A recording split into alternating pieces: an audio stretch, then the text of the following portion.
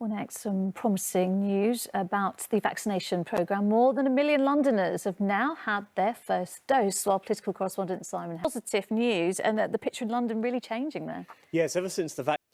In London, more than 1 in 10 of the population. All right, Simon, thank you. King's College Hospital has admitted medical negligence surrounding the birth of a baby boy who died after a legal battle for treatment. More than 1,000 young black men have been removed from a controversial gangs database after a review found they posed little or no threat of committing violence. The gangs violence matrix has been operating since the riots in 2011 and contains the names and personal details of thousands of people. As our senior correspondent Ronke Phillips reports, there are calls for it to be scrapped altogether.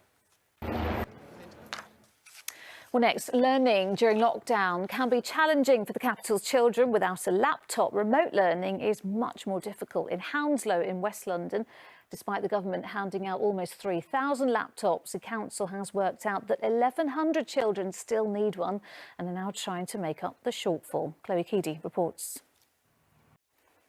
Joining me now to talk about the wider impact of the pandemic and homeschooling on children and young people is Dr. Still to come. But first, with hospitals under huge pressure with COVID patients, many operations and procedures have had to be cancelled. There is a department, though, that cannot close, the maternity unit at the Whittington Hospital. It has been a challenge, but they are one of the few places to continue working as before. Midwives say the mental health benefits to mothers and fathers is vital. From there, Martin Stew reports. Now next, for Dr. Alex George, life after Love Island has been very different to most contestants. After appearing on the show in 2018, he returned to his day job, an A&E doctor in Lewisham Hospital, and has worked on the front line throughout the pandemic.